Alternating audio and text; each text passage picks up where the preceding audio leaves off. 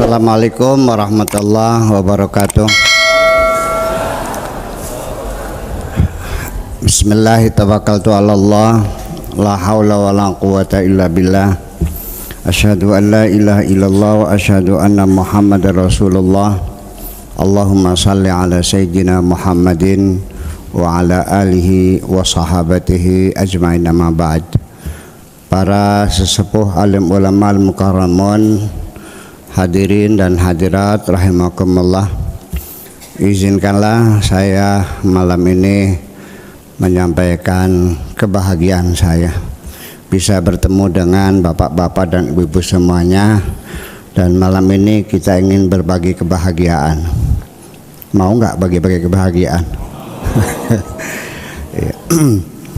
Jadi saya ingin menyampaikan, kebetulan tadi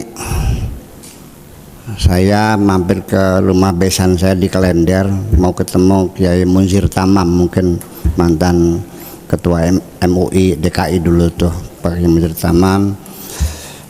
Kata besan saya, beliau sekarang sudah pakai roda, pakai ini.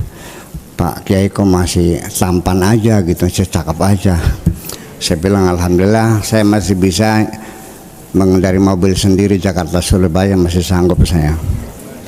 Ya gitu. Pengen tahu rahasianya enggak? Jangan pernah menyimpan dendam dan kebencian kepada siapapun. Ya, setuju? Itu aja. Udah nggak usah pakai jamu, dah itu aja. Nah, maksud saya ingin bercerita, beliau ini pakai roda. Orang kalau berjalan pakai roda cepat atau lambat? Orang yang berjalan lambat, tapi dia punya tujuan dalam hidup, jauh lebih baik daripada orang yang berlari kencang tapi tidak punya tujuan hidup.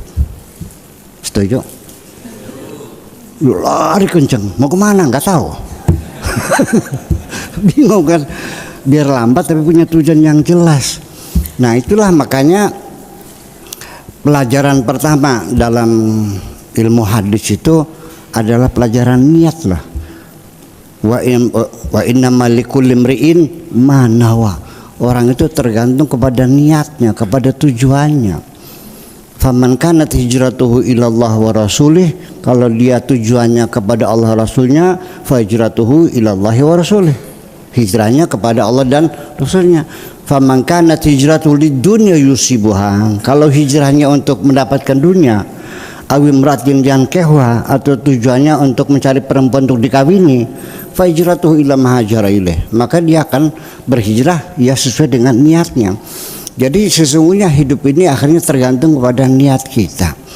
Artinya orang yang bisa menikmati hidup ini ketika hidup punya tujuan. Kalau nggak punya tujuan, dia tidak akan pernah merasakan kebahagiaan. Itu. Nah, kemudian sebelum kita bicara lebih jauh, kita pahami niat itu apa sesungguhnya. Niat itu adalah keteguhan hati kita untuk mencapai sesuatu tujuan dalam hidup ini. Ada yang dicita-citakan, ada yang diinginkan, ada yang ditargetkan. Untuk menuju sana tentunya perlu persiapan-persiapan. Kita enggak usah capek-capek. Begitu hati saya besok mau ke Cipinang, ke Bembem, otak saya langsung menginstruksikan seluruh jaringan saraf saya. Betul, Bu Dokter ini, Bu Dokter ini. Betul nggak? Secara otomatis langsung diregulasi. Akhirnya baju yang mau dipakai mana, yang belum setrika disetrika, sepatu yang kotor disemir dulu, uang dihitung. Betul nggak? Bensin full tank, ban yang tadinya kurang balance dibalance dulu, oli dilihat sudah diganti dulu. Bayangkan 1000 macam tugas diselesaikan dulu untuk tujuan mau ke Jakarta. Betul nggak? Jadi tidak mungkin seseorang akan bergerak kalau dia tidak punya tujuan. Nah, kalau orang tidak punya tujuan, kapan dia merasa bahagia? Nggak bakalan. Apa yang disenangi? Sebab sesuatu hidup ini merasa bahagia kalau apa yang kita inginkan berhasil. Disitulah tempatnya kita merasakan kebahagiaan, betul nggak? Kalau orang nggak punya tujuan, apa hasilnya? Nggak ada, memang dengan tujuan kok. Jadi semuanya sendiri itu kembali kepada tujuan yang awal. Nah, bapak-bapak dan ibu-ibu sekalian, itulah makanya niat ini sendiri perlu dikelola dengan baik. Sebab nanti yang paling substantif dalam menata kebahagiaan adalah dari niat kita yang pertama. Niat kita itulah dikelola dengan baik. Satu, niatnya yang jelas. Lu maunya apa? Sebab apapun yang terjadi di alam dunia ini, sebelum tercipta menjadi bentuk materi, itu sudah dicipta lebih dulu dalam imajinasi kita. Ibu-ibu tahu Hotel Indonesia? Sebelum itu terwujud, itu sudah tercipta dulu dalam imajinasi sang arsitek, betul nggak? Disitulah dia menggambar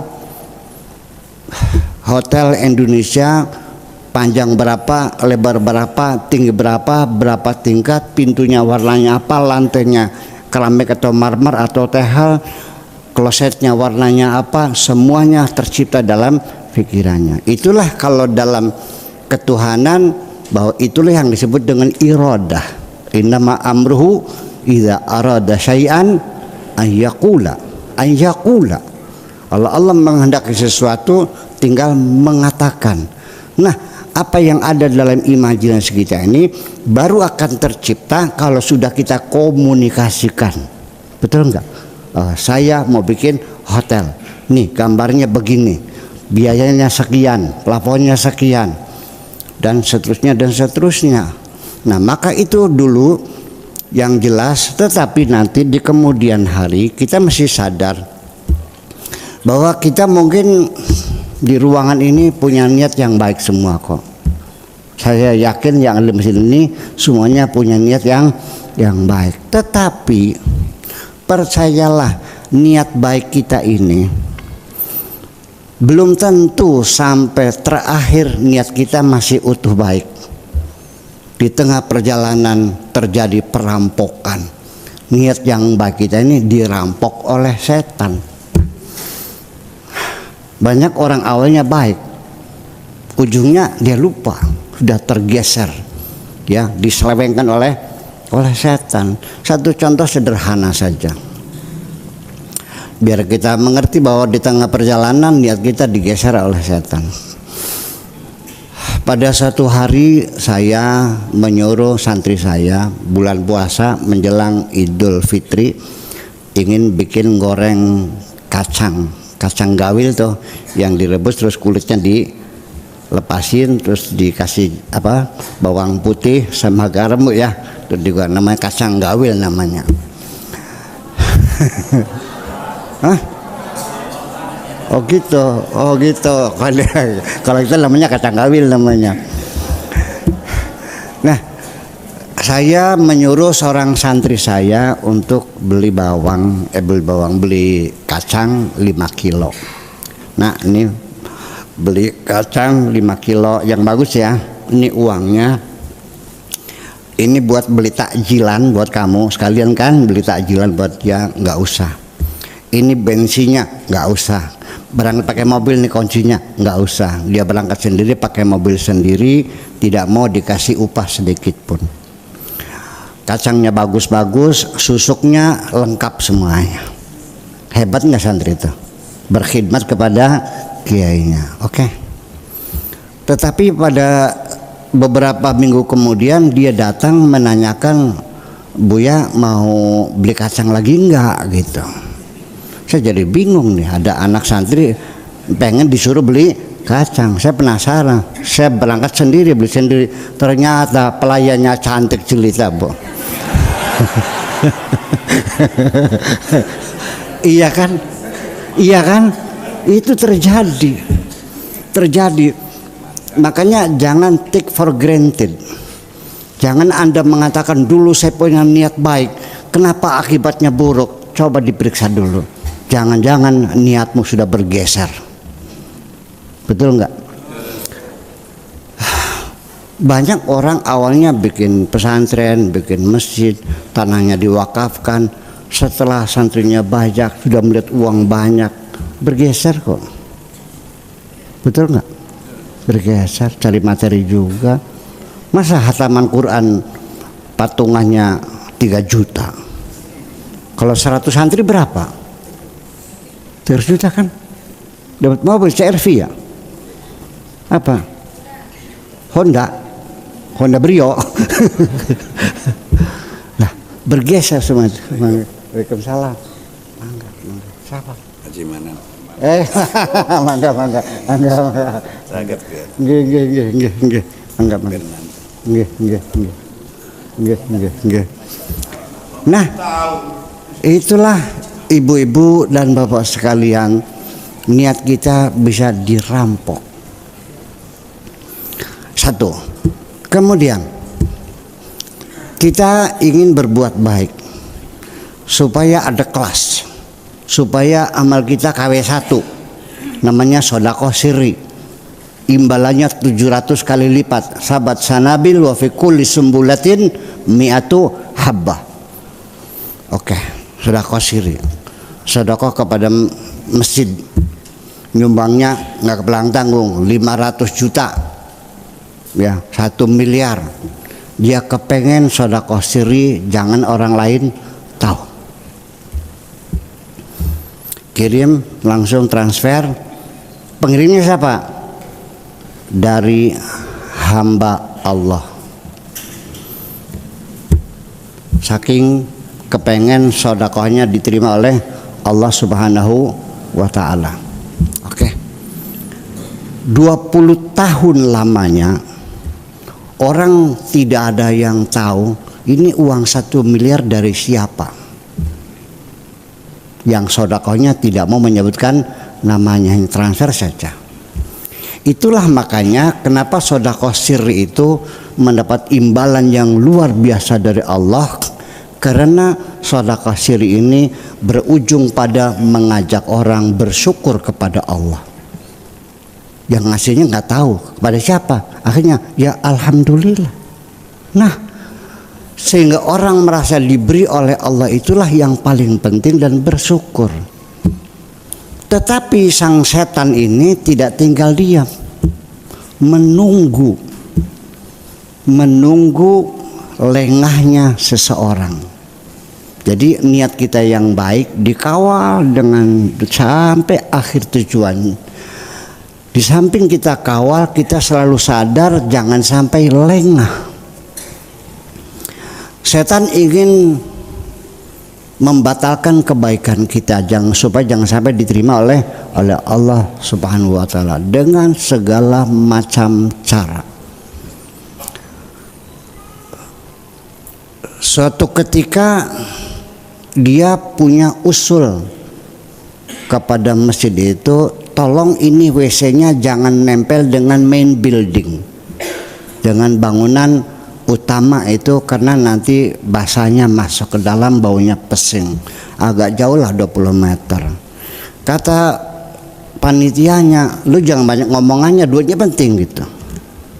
Jangan ngomongnya doang, duitnya dulu gitu. Marah, dia tersinggung. Kurang ajar kamu. Tahu nggak dulu tuh pernah terima uang 1 miliar? Itu dari saya, tahu nggak, goblok kamu nih. Dalam kemarahan setan masuk. Itulah sebabnya Allah Subhanahu wa taala, Rasulullah bersabda ketika ada seorang sahabat datang Rasulullah, qala ausini ya Rasulullah, qala la taghdab. Tsumma qala tsumma madza ya Rasulullah, qala la taghdab. Tsumma qala tsumma madza ya Rasulullah, qala la taghdab. Jangan marah. Terus apa lagi? Jangan marah. Terus apa lagi? Jangan marah. Karena kita dalam keadaan marah, kita lengah. Seperti pintu gerbang terbuka lebar, disitulah setan masuk ke dalam diri kita. Gugurlah amalnya itu. Nah, ingin saya sampaikan kepada ibu-ibu dan bapak sekalian. Saya mau nanya dulu, nanti ada dialog ya, tanya jawab gitu. Pernah berbuat baik nggak Bu dalam hidup nih? Pernah nggak berbuat baik? Bapak-bapak pernah? Masih ingat?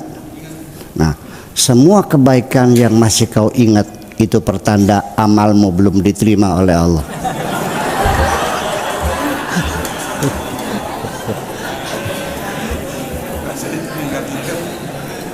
Masih ingat tuh berarti ini masih di atas meja, belum masuk laci kan. Kapan-kapan pembantunya membersihkan meja, diambil semuanya, dibakar.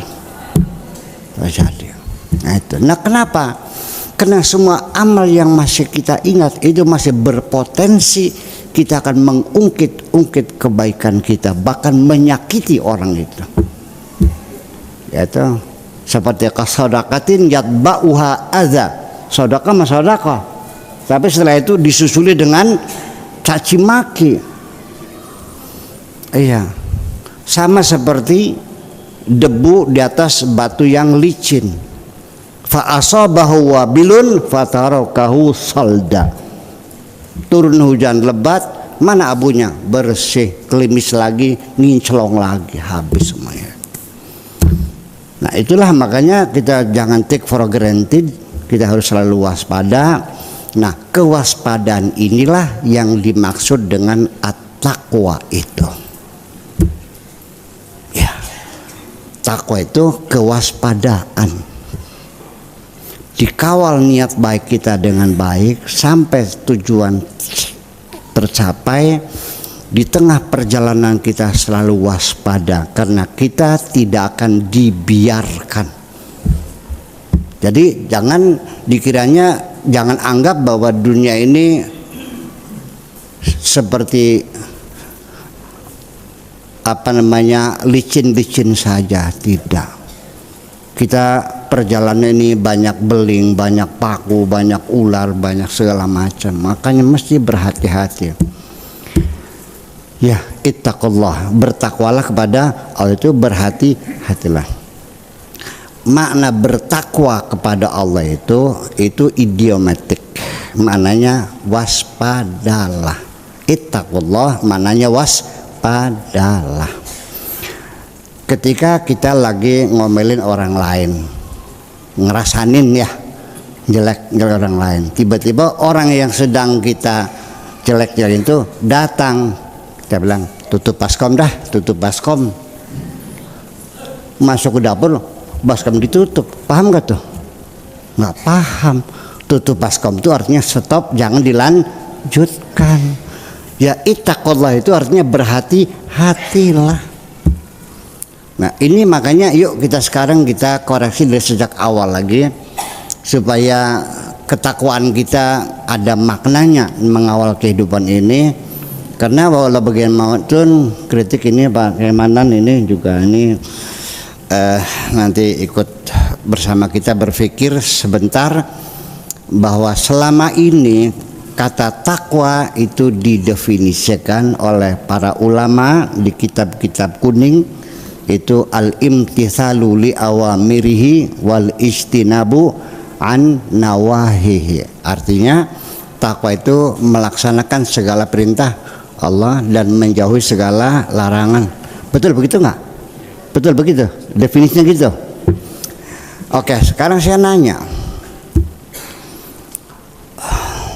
ada nggak orang di ruang ini aja lah, ya, yang pencinta masjid ini, ya, kita nggak nanya orang di jalan, yang di sini aja. Di sini nih ada nggak orang yang mampu melaksanakan segala perintah Allah dan mampu meninggalkan segala larangan Allah? Ada nggak? Ya kalau nggak ada jangan ngomong dong. Ngomongin sudah nggak ada. Ya itu makanya.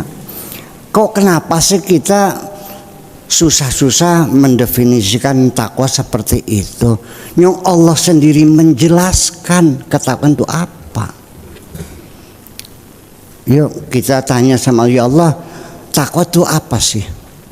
Di lembaran pertama, surat pertama, Setelah Al-Fatihah namanya surat Al-Baqarah. Alif lam mim dzalikal kitabu la raiba fi hudal lil muttaqin. Siapa sih orang-orang bertakwa itu? Allah menjelaskan alladzina yu'minuna bil ghaibi. Orang-orang yang punya konsep. Al-ghaib bimana konsep. Bukan malaikat, jin, setan, surga, neraka. Ketika kita masuk surga kelihatan enggak? Kalau kita masuk surga, kelihatan nggak surganya? Kalau bapak-bapak dapat bidadari, kelihatan nggak bidadarinya? Berarti bukan gaib dong. Paling tidak al-ghaib itu alladzina yu'minuna bil ghaibi, artinya alladzina yu'minuna billah secara konsep. Jadi yu'minu bil ghaib itu orang yang punya konsep, punya platform, punya visi dan misi, punya program, punya tujuan, punya cita-cita yang jelas. Wa yuqimuna sholata, dan berkomunikasi secara intensif dengan masyarakat sekitarnya. Minimal sehari kumpul 5 kali, seminggu sekali rapat, betul nggak? Hari apa tuh rapatnya? Hari Jumat. Alladzina yu'minuna bil ghaibi, orang yang punya konsep, punya visi dan misi. Wa yuqimuna sholata, dan berkomunikasi intensif. Wa mimma razaqnahum yunfiqun, dan orangnya dermawan. Walladzina yu'minuna bima unzila ilaika wa ma unzila min qablik, dan bertoleransi dengan agama-agama lain. Wa bil akhirati hum yuqinun, dan mereka punya program jangka panjang sampai akhirat. Itu takwa. Jelas mana kata Allah dengan para ulama? Jelas mana? Allah. Ikut siapa? Ya udah, itu aja. Tapi ingat, jangan menyalahkan mereka. Kita punya tata krama pamanan, jangan menyalahkan ulama terdahulu. Ya udahlah, kita berterima kasih. Ini saya kasihkan pengertian, jangan sampai nanti pakai Syakur nyelek-nyelekan ulama lagi. Nanti salah paham lagi ya. Ilmu kita sekarang ini juga hasil mereka. Kita juga sama belajar dari mereka juga. Terima kasih. Tapi kita kan pengen menyempurnakan karya mereka, boleh nggak? Kalau pakai Manan bikin mobil, tadinya nggak ada wipernya, saya kasih wiper, boleh nggak? Kalau yang tadinya 1 gerak menjadi 3 gerak, pelan, sedang, cepat, boleh nggak? Kalau saya kasih sensor sehingga kalau hujannya deras cepat, kalau hujannya kecil pelan, lampunya merah berhenti, boleh nggak? Itu. Jadi bukan menyalahkan mereka, tapi kita ingin menyempurnakan pemikiran-pemikiran mereka. Saya kira semacam itu. Jadi yang penting kembali lagi bahwa ketakwaan itu adalah dari kata waqa yaqi wiqayatan. Itu Nabi nanya lafif mafruq, wawu fa fi'il dan lam fi'il huruf layyinah. Huruf sahihnya di tengah namanya lafif mafruq namanya. Nah, fi'il amarnya qi. Nah, waqa yaqi wiqayatan itu bahasa Arabnya preventif. Al wiqayatu khairu minal ilaj. Jadi preventif itu lebih baik dari kuratif. Setuju nggak? Masih mending mencegah sakit atau masih mending mengobati yang sakit? Mencegah dong, itu namanya wiqayah. Jadi, nah wiqayah itu diikutkan wazan ifta'ala. Asalnya iutaqa, lalu wawunya diganti ta menjadi ittaqa. Orangnya al-muttaqin, namanya al-muttaqun. Jadi orang yang selalu waspada, selalu mengambil langkah antisipasi, tindakan-tindakan preventif. Jangan kita mengobati sudah sakit, kita berupaya supaya jangan sakit. Bedanya orang cerdas dengan orang pintar. Kalau orang pintar itu adalah orang yang bisa menyelesaikan persoalan setelah terjadi, bisa menyelesaikan persoalan pintar. Kalau orang cerdas itu bisa menghindari supaya tidak terjadi persoalan. Itu bedanya. Orang cerdas bisa menghindari supaya jangan muncul persoalan. kalau sudah terjadi diselesaikan, yang bisa menyelesaikan namanya orang pintar. Jadi orang takut itu pintar enggak? Pintar. Itulah makna waspadaan. Saya ingin mengatakan pada akhirnya begini. Setan itu ketika diusir dari sorga, dia sesumbar. Sakit hatinya dia diusir dari sorga gara-gara Nabi Adam. Sehingga dia mengatakan, mengancam kepada seluruh anak cucu Nabi Adam, qala fa bi'izzatika la ughwiyannahum ajma'in. Kayak apa bencinya setan kepada kita karena merasa dirugikan karena gara-gara Adam sampai dia terusir dari surga.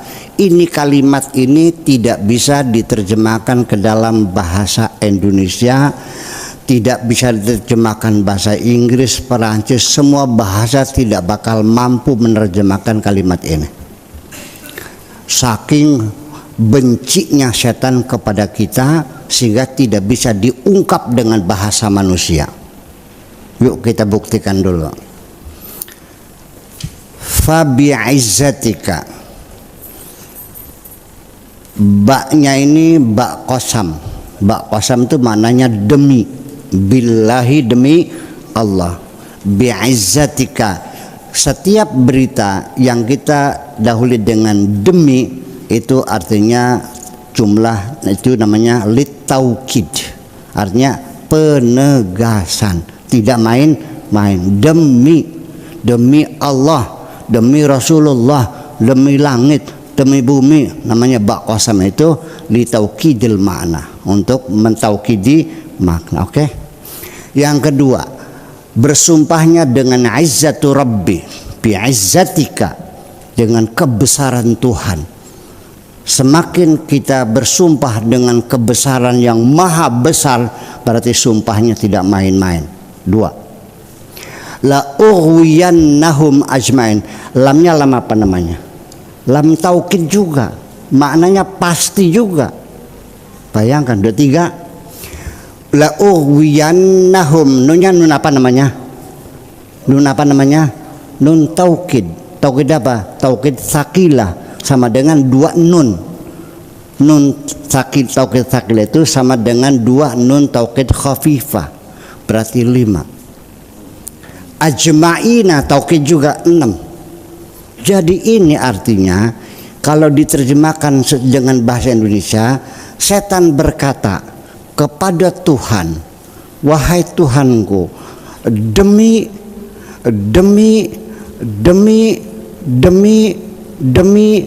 mungkin ada terjemahan begitu? Nggak mungkin. Akan ku goda semuanya. Demi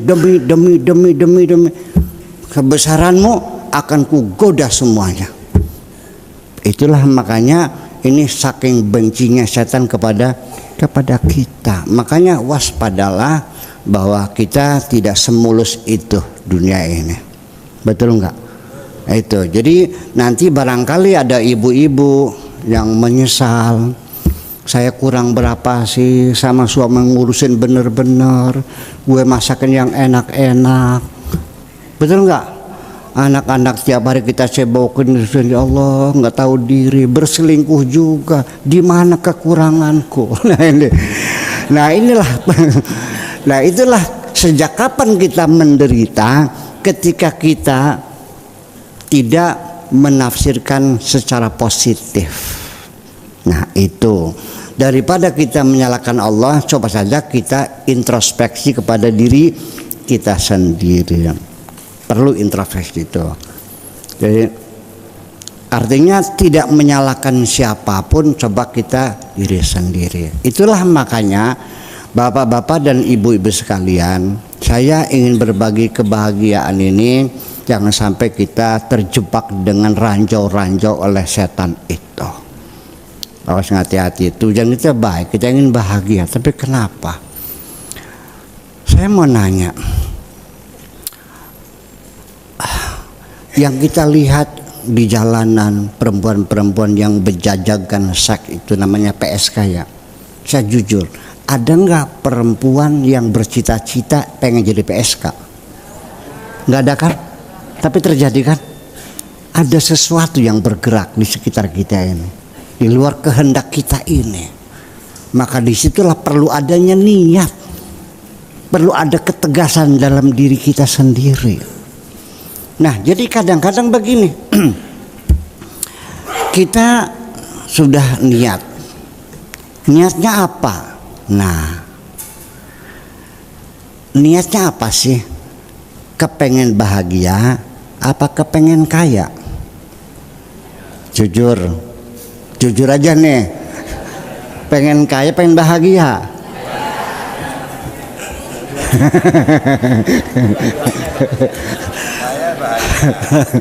Iya, yuk, oke, saya percaya ibu-ibu, bapak-bapak, cita-citanya hidup ini pengen bahagia, betul.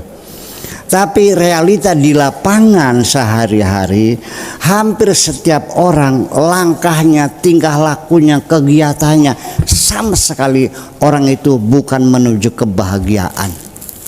Tapi dia punya cita-cita ingin mencari harta yang sebanyak-banyaknya. Betul nggak? Sebelum saya mengurai secara filosofis, enak dengan bahasa gampang aja deh biar bisa dipahami. Ya, saya ingin mencoba kira-kira orang mengerti. Enak mana makan sate atau makan ikan asin? Kalau giginya sakit? Oke. Makan ikan asin tapi giginya sehat, enak nggak? Oke. Pertanyaan saya, yang enak itu satenya apa giginya yang sehat? Nah, berarti kesimpulan saya bahwa orang senang itu ya kan bukan karena makanannya, tetapi kebahagiaan itu faktor yang paling substantif adalah kesehatan. Makanya jangan pernah engkau mencari harta mengorbankan kesehatanmu. Terlalu bodoh kamu ini. Kalau sudah sakit, apa enaknya? Andaikan Bapak punya uang 10 triliun tapi tiap hari cuci darah, mau nggak? Benar, 10 triliun. Kalau dibawa ke truk, berapa truk cukup duitnya itu? Tapi tiap hari cuci darah, mau nggak? Ternyata kita bisa menikmati apapun kalau badan kita sehat. Betul nggak? Tikar bodol atau spring bed? Kalau pinggangnya sakit? Tikar bodol tapi sama kekasih, pelukannya hangat, enak nggak? Ternyata bahwa saya sehari-hari saya masih sering melihat ada orang miskin yang bisa tersenyum kok. Saya masih sering melihat orang miskin bisa tersenyum. Berarti kesimpulan saya langsung saja, ternyata kebahagiaan tidak perlu harus didukung dengan materi yang banyak. Setuju? Nah, ini dia. Nah, udah masuk nih bagian nih. Udah. Nah, itulah makanya ini saya cerita di kampung saya. Ada orang kaya. Sebut sajalah namanya Wakaji Carmun namanya. Ada Pak Carmun sini? Ada. sorry. Ini contoh aja nih. Ini punya sawahnya 80 hektar. Kaya nggak Bu? Kaya. Pembantunya, bujangnya ini punya 26. Yang tukang ngangsu sendiri, yang masak sendiri, yang ngirim makanan ke sawah sendiri, ya kan? Yang nyupir sendiri. Berapa pembantunya? 26. Meja makannya 4 meter kali 8 meter. Segala masakan dibikin, dari mulai sambal goreng, dendeng, bergedel, otokowok, encrot, rengginang, keripik, kerupuk, semuanya. Dibayangkan aja 4 kali 8 berapa macam makanan tuh. Tetapi ketika dia akan ngambil sate, kata istrinya, "Bang, lu udah nggak cinta sama gue lagi ta?" Kenapa sih? Kan darah tinggi lo.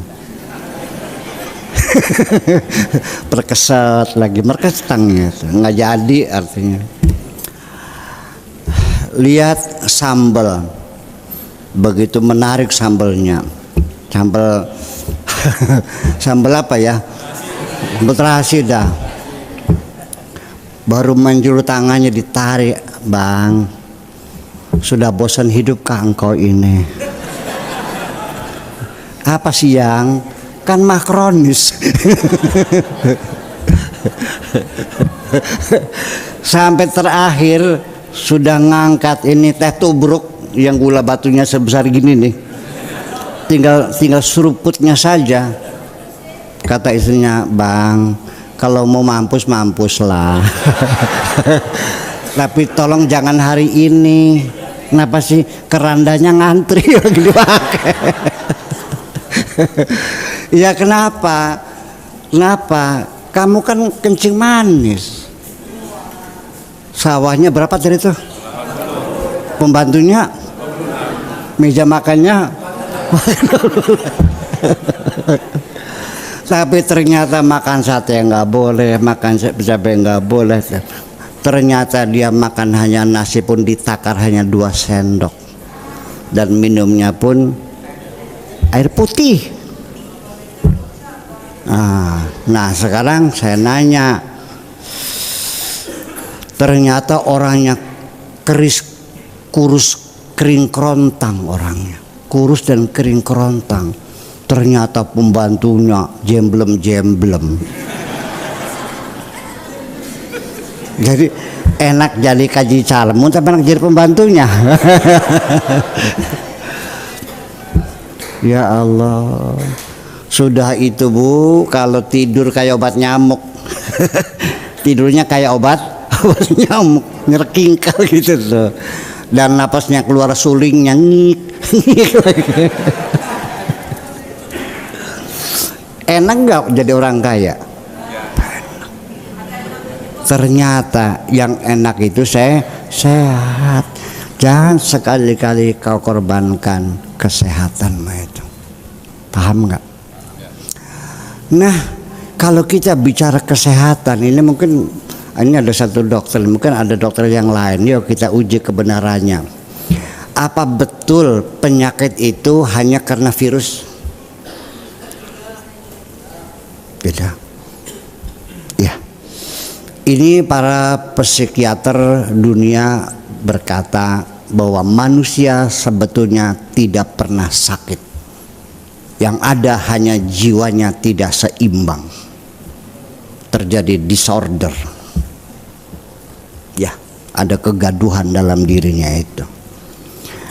Jadi jangan dikira bahwa kematian, ketembak, ketabrak mobil, kesedihan juga bisa membunuh manusia kok. Yang sangat mendalam, hilang kebahagiaan. Saya mau cerita lagi biar tahu betapa pentingnya kita menjaga kebahagiaan kita. Jangan sampai kita larut dengan kesedihan-kesedihan. Kenapa? Yang di depannya ada kopi hangat, di sampingnya istri yang cantik jelita, di depannya taman bunga yang indah. Kok menitikan air mata? Kok goblok banget sih? Dia mengingat masa lalu. Nah itulah persoalan. Kita tidak bisa memanage emosi kita. Ya sudahlah kalau begitu. Masa lalu itu ibarat mimpi, sudah lewat dan tidak akan kembali. Besok nggak usah kamu takuti. Ngapain kamu takutin? Tahu nggak besok apa yang terjadi? Ngapain mikirin yang nggak tahu? Besok kita tidak tahu. Wa ma tadri nafsun madza taksibu ghadan wa ma tadri nafsun bi ayyi ardin tamut. Tidak ada seorang pun yang tahu besok apa yang akan dia kerjakan, dan tidak ada seorang pun tahu dia mau mati di mana. Jadi besok tahu nggak? Kalau nggak tahu ngapain dipikirin? Memikirkan sesuatu yang tidak tahu. mengingat masa yang lalu yang tidak akan kembali, ngapain? Ya sudahlah, kita nikmati saja hari ini, kita bangun kebahagiaan hari ini, kita syukuri nikmat Allah yang sebanyak-banyaknya, sedalam-dalamnya, ya kan? Yang penting hari ini adalah milik kita. Ya, daripada kita menangisi masa lalu, daripada kita ketakutan masa depan, yuk pekerjaan hari ini kita selesaikan seluruhnya. Jangan ada dipending sampai besok. Selagi masih bisa kerja, kerjakan sampai selesai semuanya. Begitu kita selesaikan pekerjaan hari ini dengan sempurna, itu adalah sama dengan mempersiapkan hari esok yang lebih baik. Setuju? Lah ya iya dong. Nah, itulah makanya sebabnya kenapa seseorang itu terjadi disorder, kegaduhan. Ya karena emosi tidak terkendali, yang disebut dengan bahasa Arabnya namanya itirabad tsuna'il qutb, atau kalau istilahnya namanya bipolar disorder. Jadi nanti marah, wah kepala dibentur-benturin. Nanti kalau senang dia tertawa terbahak-bahak sampai tujuh tangga dengerin semuanya, tidak bisa mengendalikan emosi. Kenapa? Karena emosinya terlalu banyak menyimpan kenangan-kenangan yang sakit itu. Itu persoalan. Suami selingkuh masuk, anak ya kan terlibat narkoba masuk ke dalam memori semuanya ini. Betul enggak? Bapak mati tabrak mobil, masuk memorinya, disimpan. Lama-lama membengkak memori ini, dan ini akan mengganggu emosi kita. Di mana kita kebahagiaan kita sungguhnya? Nah makanya untuk mengelola kebahagiaan ini kita bisa mengelola emosi kita, memori kita dengan secara baik.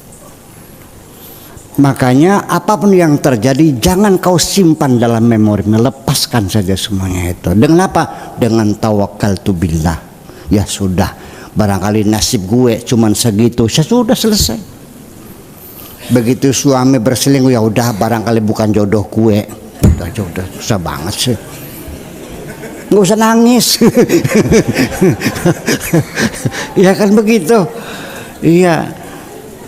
Iya, jangan sekali-kali itu orang sedih, marah, kecewa. Itu sebetulnya kekecewaanmu, marahmu itu semuanya sebetulnya menyalahkan Tuhan sebetulnya.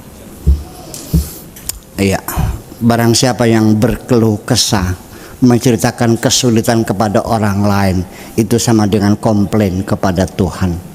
Kata Nabi, man batha faqad syaka. Barang siapa yang bercerita tentang kesulitannya kepada orang lain sama dengan komplain kepada Tuhan, tidak menerimakan Tuhan. Satu metodenya begitu, supaya jiwa kita selalu tenang dan bahagia, badan kita sehat walafiat, ujung-ujungnya makannya lahap, terus tidurnya nyenyak, rezekinya lancar, istrinya sayang, anaknya lucu-lucu, rezekinya lancar, temennya banyak. Apalagi saya ulang lagi, rezekinya lancar, badannya sehat, makannya lahap, tidurnya lelap, suami sayang, anak lucu-lucu, teman banyak. Enak enggak? Makanya jangan menyimpan hal-hal penderitaan itu dalam memori. Kesulitanmu serahkan kepada Allah. Sami'na wa ata'na ghufranaka rabbana wa ilaikal masir. Ya Allah, kami siap terima segala keputusanmu. Apapun yang terjadi, sakit, bangkrut, rugi, sami'na wa ata'na, dan kami jalani semuanya tanpa keluh kesah. Yang penting ghufranaka, ya Allah ampunilah kami. Wa ilaikal masir, nanti di penghujungnya yang menentukan adalah Engkau semuanya itu. Indahkah kalimat itu? Indah.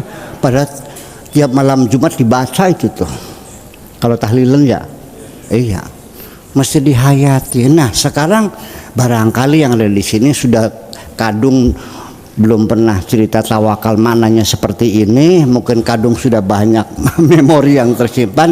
Bagaimana cara membuang memori ini supaya emosi kita terkontrol lagi, kita nyaman lagi, napasnya lega lagi. Ya, sebab bagaimanapun kalau kita lagi bad mood, ini nular loh. Sang suaminya bad mood, anak istri juga susah semua, betul nggak? Banting pintu, ceger. Enak gak bu kalau suami begitu? Piring lemparin gitu aja, segimana lagi? Nah itu makanya. Jadi jangan sampai menular. Ya cobalah kita batasi diri kita. Coba kita bagaimana cara membuang memori-memori yang lama itu. Banyak orang mengatakan biarkan ditelan masa, biarkan sembuh dengan waktu. Saya tidak percaya memori kita bakal hilang dengan cara seperti itu. Sekali masuk memori tidak bakal hilang selamanya. Yuk kita masuk ke, di sini ada pantai rumah jompo nggak? Yuk masuk, kita temui perempuan jompo yang umurnya 90 tahun. Kita tanya, Bu, kenapa ibu jadi ada di rumah jompo ini? Ternyata Pak, dia menceritakan perselingkuhan suaminya pada waktu umur 30 tahun. Jadi berapa tahun tuh? 60 tahun, masih ingat dalam pikirannya. Dulu gue buntutin suami gue naik becanya, sampai masuk kamar, gue pakai pagar, gue betet pagarnya tuh, gue intip. Masih ingat semua kok. Tidak akan lupa. Jadi nanti cara kita untuk membuang memori itu, satu cara yang paling baik adalah kita menggeser sudut pandang orang itu.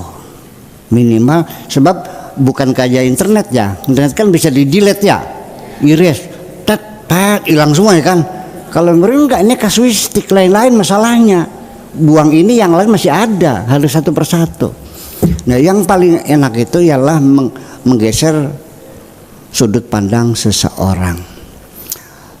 Ada seorang perempuan datang menangis kepada saya, Pak Kiai, menurut Islam tuh gimana sih suami itu kewajiban nafkah tuh? Bu, ya wajib, tapi suami saya nggak pernah ngasih duit, saya kerja sendiri, pontang panting sendiri, jungkir balik sendiri. Suami saya tidur aja, makan lagi, tidur lagi, makan lagi. Jadi gimana? Saya minta cerai aja deh. Jangan dong, jangan. Perceraian itu bukan penyelesaian kok, percayalah. Perceraian bukan penyelesaian, tapi itu bikin persoalan baru. Nah, jadi saya paham ini. Dia merasa capek bekerja. Dia cerita, tiap hari gue kasih jajan suami gue itu 5.000 sehari jajannya. Bayangkan, ya Allah, gitu. Cara saya menggeser sudut pandang itu begini, Bu. Saya mau nanya ya, enak punya suami yang kaya raya atau ibu enak jadi kaya sendiri? Sok jawab.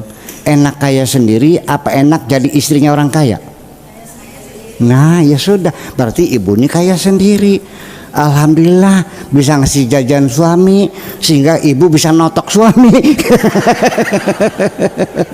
Oh begitu? Iya. Oh begitu? Iya, ibu sangat bahagia sekali.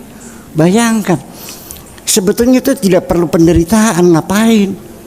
Dengan adanya sudut pandang semacam itu, saya bisa membantu orang itu akhirnya merasa lega, nafasnya bisa lega lagi, dadanya lapang lagi, yang gatel-gatel, yang pacing gerebek-gerebek di kuping juga hilang kan gitu. Itu pengaruhnya banyak sekali. Lalu boleh kuping seperti kepala nyut-nyutan karena emosi yang tidak terkendali itu tuh. Seperti itu kira-kira kita cara membimbing orang untuk supaya bisa hidup nyaman sehari-hari. Ngapain kita bersedih hati? Ya kan begitu. Nah kemudian ada lagi cerita terakhir. Nanti kita buka dialog tanya jawab. Ada lagi anak yang dia ceritanya itu penyakit was-was. Kalau banyak air wudhu itu air sebak tuh habis, belum selesai wudunya. Kalau sholat takbirnya 27 kali Allah ya. Berarti kalau dipukul punggungnya baru paham dia tuh. Sampai kepada dia sendiri tidak bisa mengambil keputusan, selalu gamang, ragu-ragu, bimbang. Milih jodoh saja nggak bisa. Ini gini, ini bagusnya nih. Sudah, apa yang jadi pilihanmu? Putuskan, jangan banyak bertanya kepada orang lain. Nanti membuat kamu jadi kacau pikiran kamu. Karena orang lain tidak mungkin pandangannya sama. Oke? Apa sebabnya? Disitulah kita melihat anak itu tidak bisa mengambil keputusan, selalu ragu, selalu bimbang dan sebagainya, kan tersiksa. Apa sebabnya? Dia boleh bercerita, karena kita juga sebagai mengorek orang itu juga masih berhenti. Kadang-kadang kalau masalah psikologi banyak yang disembunyikan soalnya. Dia cerita dulunya bapaknya meninggal dunia, akhirnya dia diasuh oleh kakaknya galak. Kalau nggak berangkat sekolah dicotos kepalanya, kalau bangun siang ditendang tiap hari itu. Jadi dia merasa sakit, tersiksa sejak kecil itu. Oke, itu sebabnya. Terus saya nanya, kamu sekarang sekolahnya sama mana? Ya, saya sudah selesai kuliah. Oh, kamu sarjana? Ya, sarjana. Yang ngasih biaya siapa? Ya, kakak saya. Ya, kalau begitu kakak kamu sayang dong kalau begitu mah.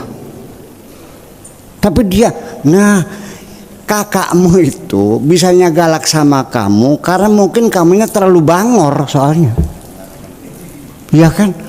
Itu saking sungguh-sungguhnya kakak kamu, saking sayangnya memaksakan supaya kamu jadi orang sebetulnya, bukan kejam.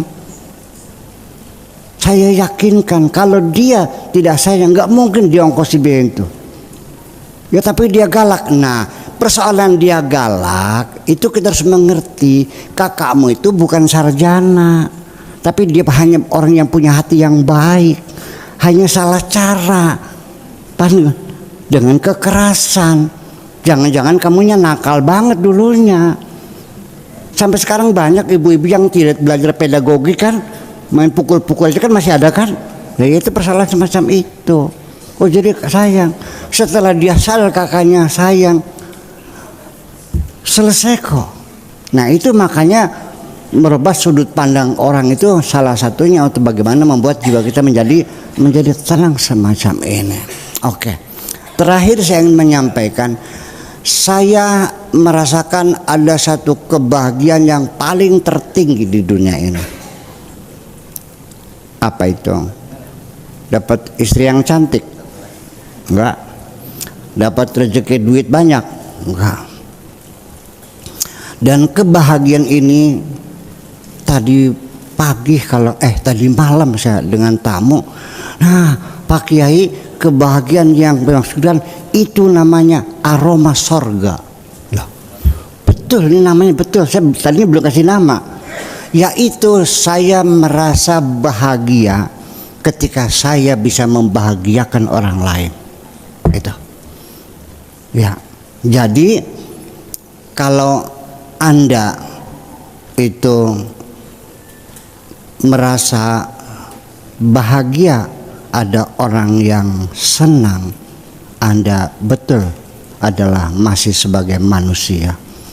Tetapi kalau Anda susah melihat orang senang, perlu dipertanyakan kembali kemanusiaan Anda itu. Makasih.